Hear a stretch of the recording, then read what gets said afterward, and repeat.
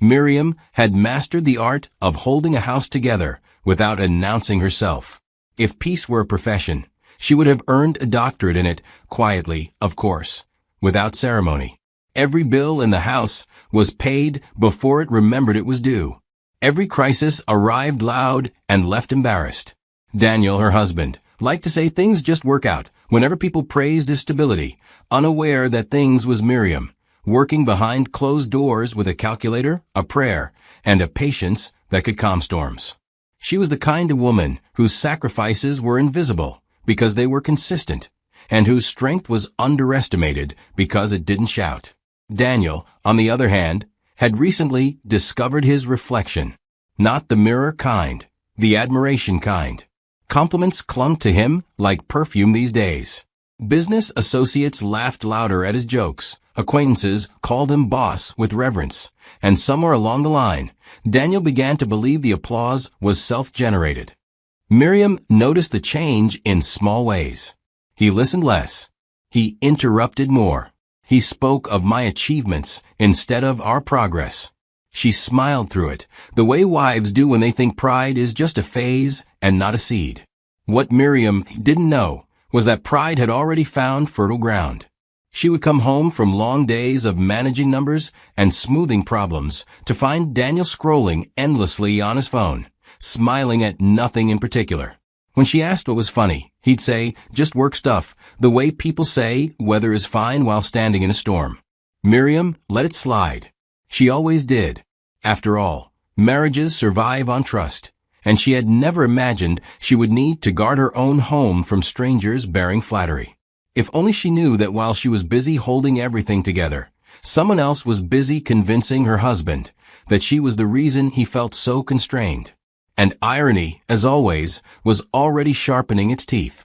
Vanessa entered Daniel's life the way compliments do, softly, sweetly, and with no receipt attached. She laughed at his jokes as though they had been rehearsed, leaned in when he spoke as if wisdom were leaking from his mouth, and listened with a devotion that felt flattering rather than familiar.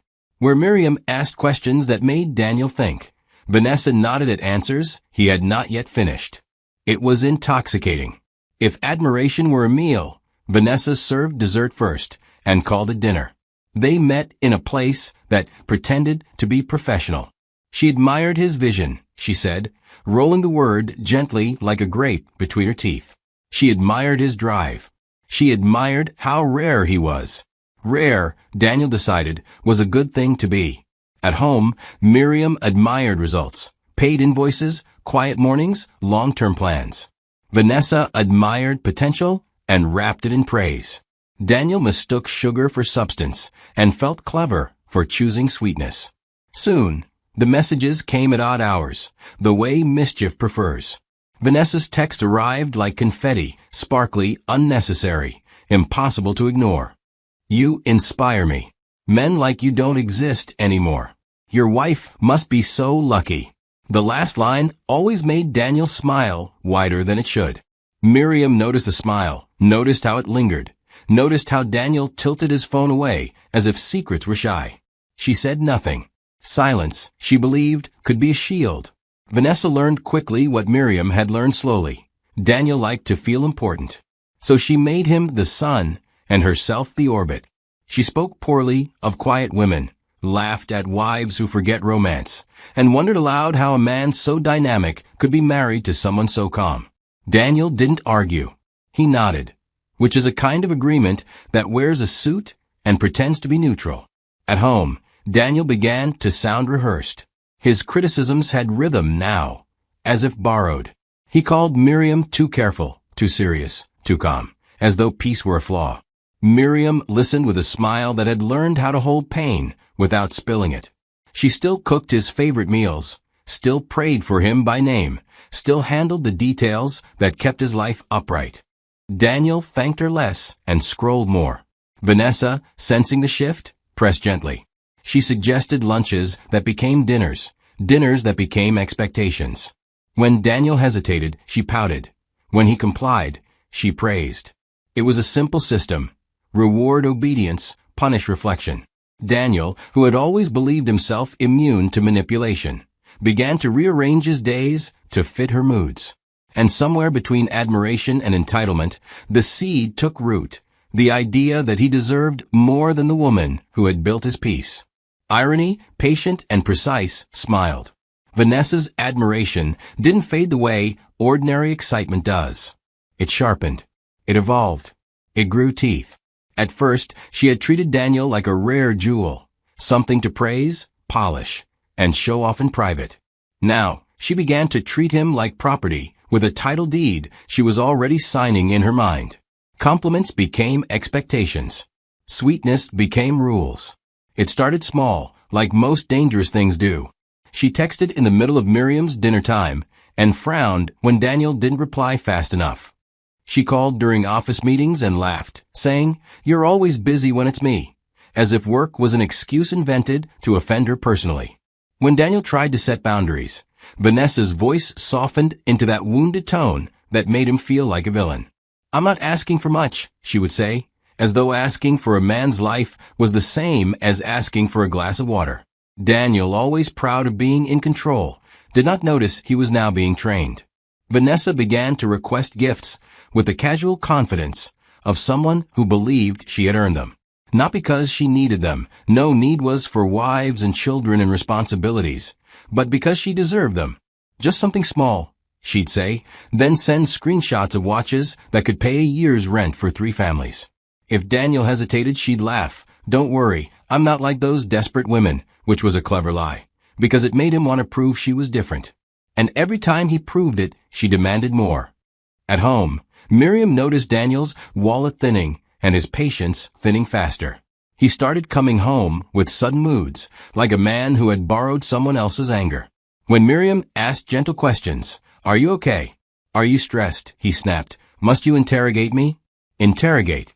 That word landed like a slap in the air, because Miriam's questions had always been soft, always respectful, always a wife trying to hold her husband without squeezing him. Vanessa, meanwhile, began planting ideas like a farmer who knows rain is coming. "A man like you needs freedom," she said. "Some wives don't know when to loosen their grip." Daniel would nod, even though Miriam's grip had never been tight. She wasn't holding him. She was holding the roof above his head. But pride is funny. Pride hates to admit it's being supported. Pride prefers to feel self-made, even when it is standing on someone else's back. Then Vanessa tested a bigger boundary. She asked for a key. Daniel laughed at first, thinking she was joking. Vanessa didn't laugh back. She stared at him with a slow smile and said, "If I matter to you, why should I feel like a visitor?" The question sounded reasonable, almost romantic, until Daniel realized it had nothing to do with love and everything to do with territory. He delayed, promised later, promised soon, promised anything that would keep peace with her and still preserve his image at home. But Vanessa had grown tired of waiting, and Daniel had grown addicted to being wanted. And somewhere in the quiet space between Miriam's patience and Vanessa's pressure, Daniel began to believe he could rearrange his life like furniture, moving people in and out, thinking nothing would break. Vanessa stopped asking questions and began issuing suggestions that wore the disguise of concern. She no longer wondered if Daniel was serious about her. She now wanted proof, tangible and public, the way people demand receipts when they no longer trust words. She appeared where she wasn't invited, outside his office, near places he claimed were men-only meetings, once even at a social gathering where Miriam was expected. Each appearance was accompanied by a smile too wide to be innocent and a patience that felt like a warning. Daniel laughed it off at first, joking that Vanessa was just dramatic. But drama, he soon learned, is only entertaining when it's optional. Vanessa watched how people greeted Miriam, how they deferred to her quiet authority, and something sharp flickered in her eyes. Miriam did not compete. She never raised her voice or tightened her jaw. She greeted Vanessa politely when paths crossed, unaware of the war being drafted behind her back. That calm unsettled Vanessa deeply. She preferred rivals who screamed. Silence gave her nothing to fight and everything to fear. So she escalated. Vanessa began to rewrite Daniel's schedule without asking, slipping demands into conversations as if they had always been agreements. She complained about Miriam with faux sympathy. "She seems nice," she'd say, But don't you ever feel restricted? Restricted. That word again.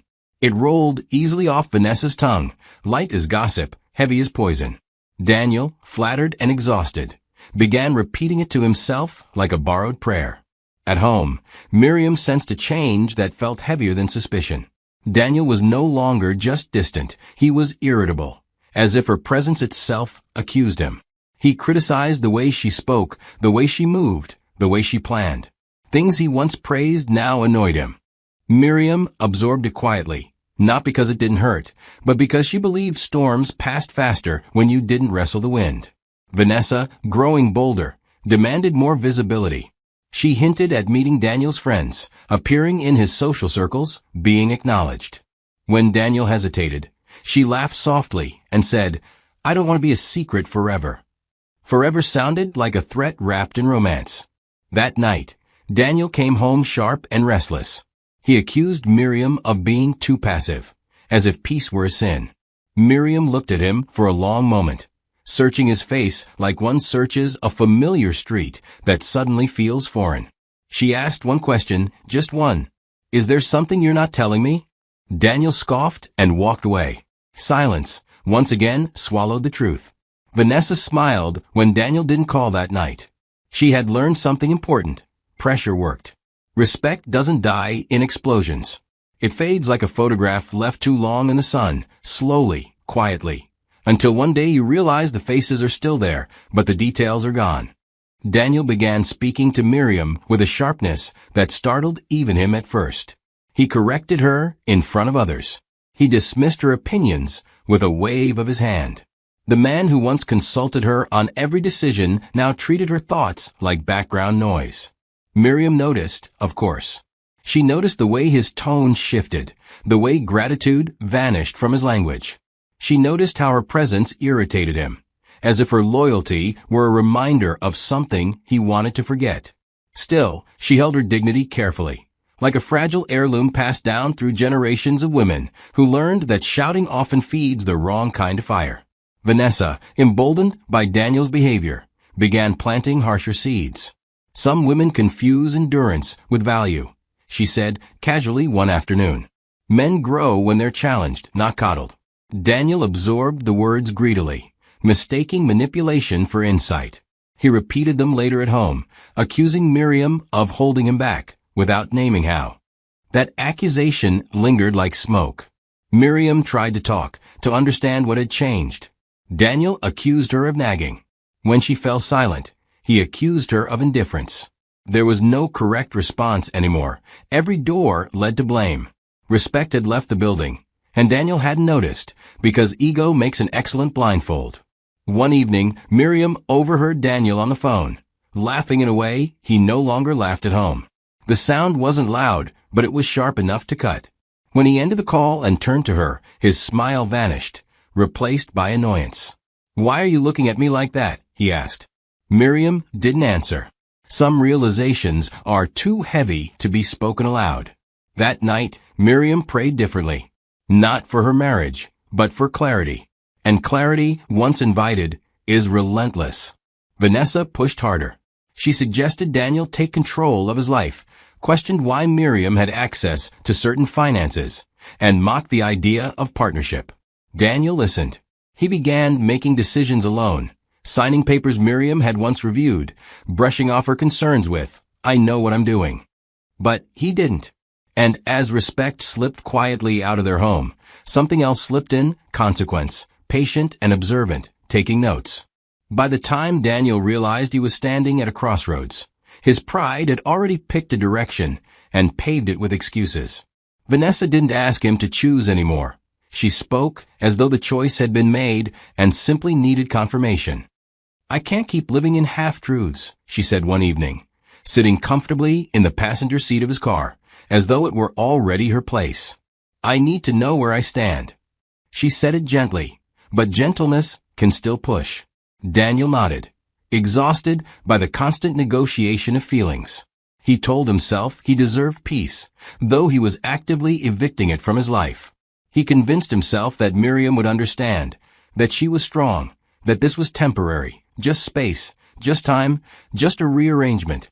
Pride is very good at dressing selfishness as strategy. At home, Miriam noticed Daniel's new confidence, the kind that comes from borrowed courage.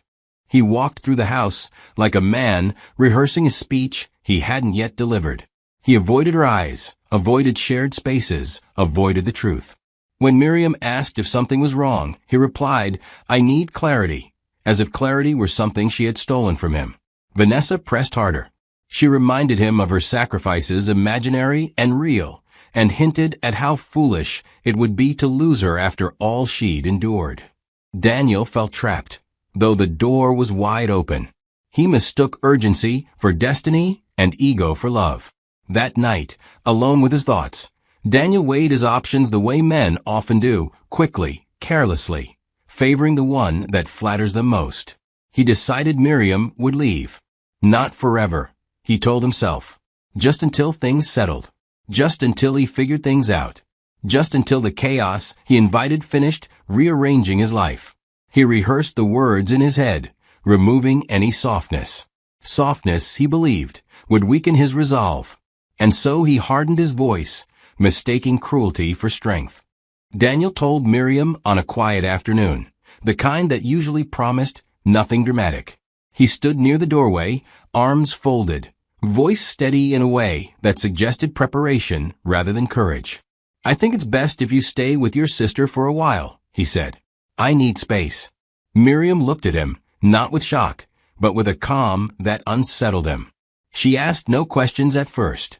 She simply waited, as if giving him room to add something kinder, something truer. He didn't. Vanessa's presence hovered in the background like an unspoken sentence. "So," Miriam said softly, "you're sending me away." Daniel bristled at the phrasing. "Don't dramatize it," he replied quickly. "It's not like that. Men often fear words that sound exactly like their actions." Miriam nodded. She didn't cry. She didn't raise her voice. She walked into the bedroom and opened her suitcase with the careful precision of someone who had already mourned. She packed only what she needed, leaving behind the things she had once chosen with hope, wedding gifts, shared memories, promises that no longer applied. Daniel watched from the doorway, uneasy. He had expected resistance, maybe tears, something that would reassure him of his importance. Miriam gave him none of that. She moved through the house quietly, touching walls she had prayed against, straightening cushions she would never sit on again. When she finished, she stood before him, suitcase in hand.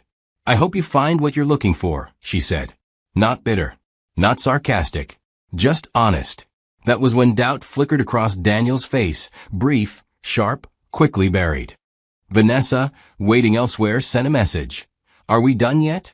The urgency hardened him again. Miriam walked out without looking back. The door closed softly behind her, making no dramatic sound.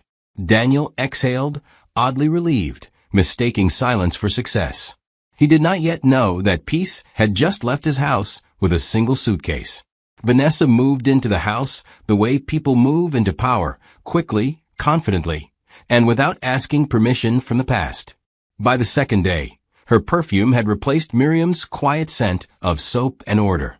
Cushions were rearranged, curtains swapped, and cupboards reorganized according to Vanessa's logic, which prioritized appearance over function. Daniel told himself these were harmless changes. Progress even. He ignored the small ache that came from realizing no one asked him where anything should go. Vanessa laughed loudly, filling rooms with sound as if noise could substitute for peace. She hosted unannounced visitors, played music Miriam never liked, and criticized the house as though it were a poorly run hotel. "You really lived like this?" she asked one afternoon, wrinkling her nose. Daniel laughed along, though he couldn't remember ever feeling uncomfortable in his own home before. At night, Vanessa demanded attention with the impatience of someone unused to waiting. She monitored Daniel's phone openly, questioned his whereabouts, and corrected his stories mid-sentence. "That's not how it happened," she'd say brightly, rewriting his memories as if they were drafts. Daniel bristled, but swallowed his discomfort. He told himself adjustment took time. The house, once calm, now felt like a stage with no intermission. Daniel began staying later at work, lingering in the car before going inside. He missed the silence he once thought boring. He missed meals that didn't come with commentary. He missed not feeling like a guest in his own life. Vanessa noticed the withdrawal and tightened her grip, mistaking distance for rebellion. She reminded him, often and publicly, that she had given up a lot for him. Daniel wondered when that sacrifice had occurred and why it came with daily invoices. The fantasy ended quietly, like a song that fades instead of stops. Vanessa stopped pretending. She criticized Daniel's friends, insulted his family, and mocked his work when it failed to impress her. She demanded upgrades, bigger plans, bolder gestures, without contributing anything but expectations. Arguments became routine. Vanessa accused Daniel of being unambitious, of losing his edge, of changing. The irony was thick enough to choke on. Daniel tried to regain control, suggesting boundaries, hinting at space. Vanessa laughed. "You don't get to downgrade me," she said, eyes sharp. "You chose me." That word, chose, felt heavier than Daniel expected. He realized too late that he had not chosen a partner, but invited a ruler. At work, his focus slipped. Decisions Miriam would have questioned sailed through unchecked. Small errors stacked into visible problems. When he came home frustrated, Vanessa offered no comfort, only contempt. "Handle it," she snapped. "That's what men do." Daniel began to feel trapped in a life he had insisted on building. The house felt smaller. The air felt thick. He found himself thinking of Miriam's quiet competence, her uncelebrated strength, the way problems used to disappear before they became crises. For the first time, regret tapped politely. Daniel pretended not to hear it. The thought arrived suddenly and stayed. Vanessa needs to leave. Daniel tested it quietly, suggesting she spend time with friends, hinting at independence. Vanessa smiled thinly. "I live here," she replied. "You made sure of that." When he pressed harder, she reminded him of everything he had risked, his reputation, his marriage, his pride. "Imagine what people would think if I told the truth," she said lightly, as if discussing the weather. Daniel felt the walls close in. Business trouble escalated. A missed payment became a serious issue. A partner demanded answers Miriam would have had ready. Daniel panicked. Vanessa rolled her eyes. "Don't bring stress into my space," she said. That night, Daniel sat alone and realized the unthinkable. The woman he chased refused to leave, and the woman he sent away was the only one who ever knew how to save him. Panic replaced pride. He reached for his phone, scrolling to a number he had avoided, a name that felt heavier now. He hesitated, then typed. Vanessa changed the rules the moment she sensed Daniel's fear. It was subtle at first, like all well-practiced cruelty. She became sweeter in public and sharper in private, laughing loudly in front of guests, while cutting him down in whispers behind closed doors. She monitored his movements now, without pretending it was concern. If he came home late, she accused him of avoidance. If he came home early, she accused him of hiding something. Daniel began to realize that the freedom he thought he'd gained had quietly turned into surveillance, and the house he once owned had become a place where he tiptoed like an intruder. She refused to leave the house even for a day. When Daniel suggested space, she accused him of betrayal. When he asked for calm, she accused him of manipulation. Every conversation ended with Vanessa reminding him of what he had destroyed to be with her. "You didn't just pick me," she said one night, folding her arms with satisfaction. "You burned bridges for me. Don't pretend you can suddenly grow a conscience." Her words landed heavy, because they were true, and she knew it. Daniel's days became frantic. At work, he fumbled decisions he once handled effortlessly. Without Miriam's quiet checks and balances, he signed documents he didn't fully read, trusted people he shouldn't have, and dismissed warnings that would later return with interest. Vanessa showed no sympathy. She scoffed at his stress, complained about his mood, and reminded him that she didn't sign up for struggle. The irony nearly crushed him. He had sent away the woman who stabilized storms and kept the one who blamed him for rain. Nights were the worst. The house buzzed with tension, every room echoing with unfinished arguments. Daniel lay awake replaying Miriam's calm voice, her habit of fixing things before they broke, her refusal to humiliate him even when hurt. He realized, with a slow-burning dread, that Vanessa didn't love him. She loved the version of him that existed only when things were going well. And now that things weren't, she had no patience left. Daniel felt trapped, not by law or force, but by his own arrogance. He had chosen chaos loudly and banished peace quietly, and now chaos refused to leave. For the first time, Daniel understood that some mistakes don't shout their consequences. They sit with you, eat your food, sleep in your bed, and remind you daily that pride is the most expensive luxury a man can afford. Trouble arrived without knocking, as it often does when you've already left the door open. A delayed payment turned into an urgent call. An overlooked clause became a legal threat.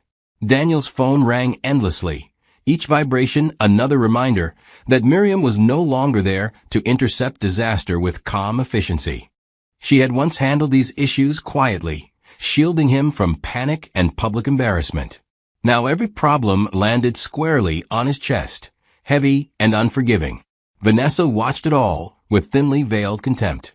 She complained about the stress ruining her mood, mocked Daniel's anxiety, and reminded him how unattractive struggle looked on a man. "You used to be so confident," she said one afternoon, scrolling through her phone while he paced the living room. "What happened to you?" Daniel nearly laughed. What happened was sitting on the couch, draining his peace with crossed legs and crossed arms. Work colleagues stopped offering grace. Rumors spread. Confidence eroded. Daniel's once solid reputation began to crack, and through those cracks the truth seeped out that Miriam had been more than a wife. She had been the backbone.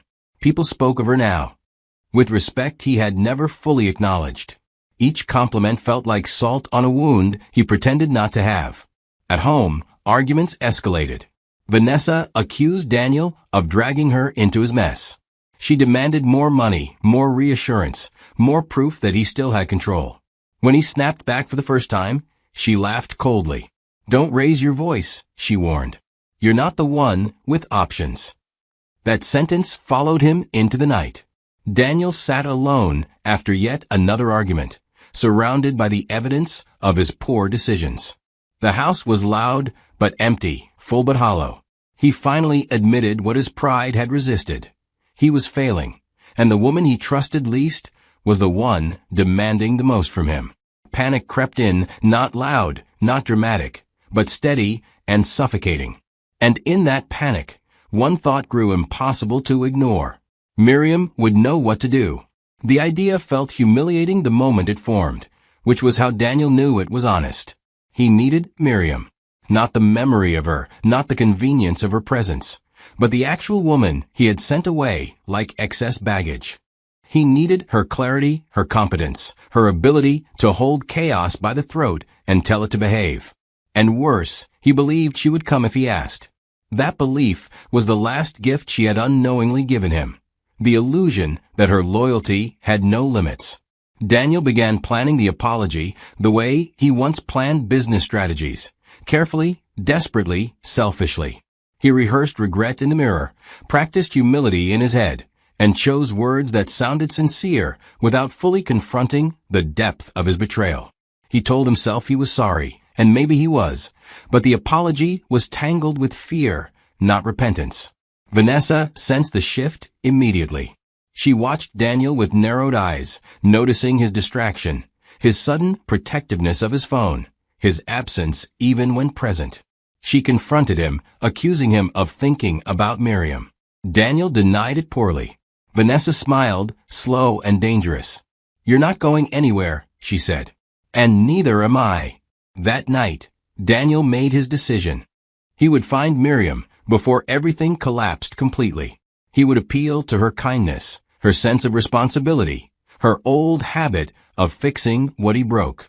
He told himself it was temporary, that once things stabilized, he'd figure the rest out. Even in desperation, Daniel was still bargaining with consequences. He didn't yet understand that Miriam was no longer waiting to be called back into ruins.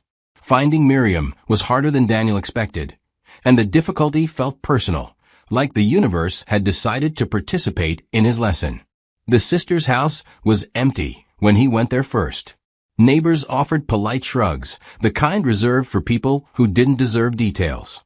Phone calls went unanswered. Messages remained unread. Daniel drove aimlessly for hours, rehearsing apologies that grew less convincing with each repetition. He realized with a tightening chest that Miriam had disappeared not in anger, but in intention. She hadn't run. She had relocated her life without leaving forwarding instructions for a man who once believed she would always be where he left her. As the days passed, Daniel's desperation sharpened. He searched places Miriam loved: quiet cafes, bookstores, modest markets, spaces she once inhabited without drama. Each empty chair felt like a verdict. He began to remember things he had dismissed before: how Miriam preferred anonymity, how she built lives quietly, how she never announced her next move. The woman he thought predictable had simply been disciplined. And now that discipline worked against him. Meanwhile, home became unbearable. Vanessa sensed the shift completely and responded with hostility disguised as affection. She questioned Daniel relentlessly, accused him of emotional betrayal, and demanded reassurance with the intensity of someone guarding stolen property. Daniel lied poorly, and Vanessa noticed. Her refusal to leave hardened into something territorial and threatening. "You can't undo choices," she reminded him nightly. "Some doors close forever." Daniel wondered bitterly why the door he wanted closed refused to budge, while the one he needed open wouldn't even crack. Finally, through an old contact Daniel had once ignored, he found a lead. Miriam had taken a modest apartment on the edge of the city, quiet, unremarkable, peaceful. The realization hit him harder than anger would have. She hadn't fallen apart. She hadn't struggled publicly. She had simply rebuilt elsewhere, without him. Daniel sat in his car outside the building for a long time, staring at the entrance, suddenly unsure whether knocking would save him or finish him. Vanessa noticed Daniel's absence before she noticed his silence. He was physically present but mentally miles away, and to a woman like Vanessa, distraction was a declaration of war. She began tightening her grip, not with tears or pleas, but with threats carefully wrapped in smiles. She reminded him of conversations she could repeat, messages she could show, stories she could twist. "People love a scandal," she said lightly, sipping tea like they were discussing fashion, "especially when it involves a wife sent away." Daniel felt cornered. The house had become a cage built from his own decisions, and Vanessa was the warden who never slept. She refused to leave, refused to compromise, refused to soften. Every attempt Daniel made to create distance was interpreted as betrayal, and every accusation ended with her claiming victimhood. He realized with a sinking heart that Vanessa didn't want him happy. She wanted him stuck. Control had replaced affection, and fear had replaced desire. At work, things worsened. The legal threat matured into something uglier. Partners demanded explanations he couldn't give. Daniel's voice shook during meetings. His confidence evaporated. Vanessa mocked him openly now, telling him to man up, while enjoying the benefits of the life she refused to help stabilize. The contrast between her cruelty and Miriam's quiet loyalty became unbearable. One evening, after a particularly vicious argument, Daniel locked himself in the bathroom just to breathe. He stared at his reflection and barely recognized the man looking back, eyes sunken, posture bent, pride bruised beyond repair. In that moment, fear outweighed shame. He knew Vanessa would never leave willingly. He knew staying would destroy him completely. And he knew Miriam was the only person who had ever loved him without demanding ownership. That night, Daniel left the house under the pretense of work and drove straight to the address he had memorized. He did not inform Vanessa. For the first time in months, he chose urgency over confrontation. He needed Miriam, not tomorrow, not later, not after another apology rehearsal. He needed her now. Daniel stood outside Miriam's apartment with hands that refused to stay steady. The building was modest, clean, quiet, the opposite of the chaos he'd been living in. It unsettled him deeply. This peace had once lived in his house, and he had mistaken it for boredom. Now it existed here, guarded by a door he wasn't sure he deserved to touch. When Miriam opened it, Daniel forgot every sentence he had practiced. She looked, well, not dramatically transformed, not glowing with revenge or suffering, just centered. Her eyes were calm, her posture relaxed. She wore simplicity like confidence. And in that instant, Daniel understood something devastating. She hadn't been waiting for him. She had been living. Miriam, he said, voice breaking before he could stop it.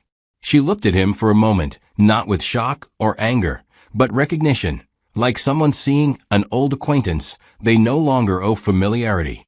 She stepped aside slightly, not inviting him in, not shutting him out completely.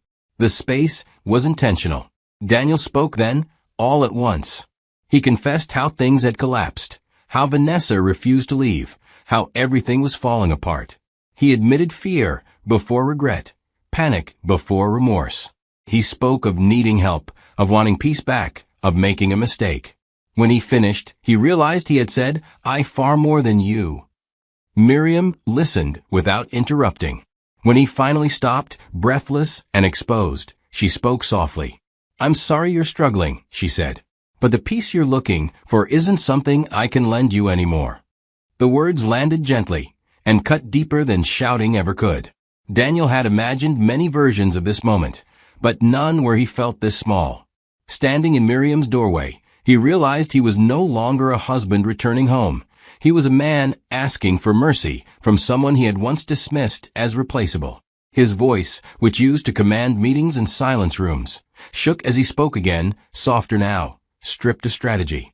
He told her how Vanessa had changed, how admiration had turned into control, how the house no longer felt like his. He spoke of sleepless nights, of fear that sat on his chest like a weight, of mistakes that multiplied when Miriam left because no one was there to quietly fix them anymore. The words spilled out unevenly, desperate and clumsy, as if confession alone might reverse time. He dropped his gaze, shame flooding in too late to save him. "I didn't know," he said, though even as he said it, he knew it wasn't entirely true. He had known enough. Enough to choose. Enough to send her away. Enough to believe she would always return. His knees bent before his pride could stop them, and he found himself crouched slightly, not kneeling fully, but close enough to humiliation that the difference didn't matter. "Please," he whispered. "I just need help. I need you." The silence that followed was not heavy, it was clear. Miriam looked at him the way one looks at a wound that has already scarred. There was no anger in her eyes, no satisfaction, no urgency to rescue him. That absence unsettled Daniel more than rejection would have. He realized, with a dull ache, that he was no longer the center of her concern. "I hear you," Miriam said finally.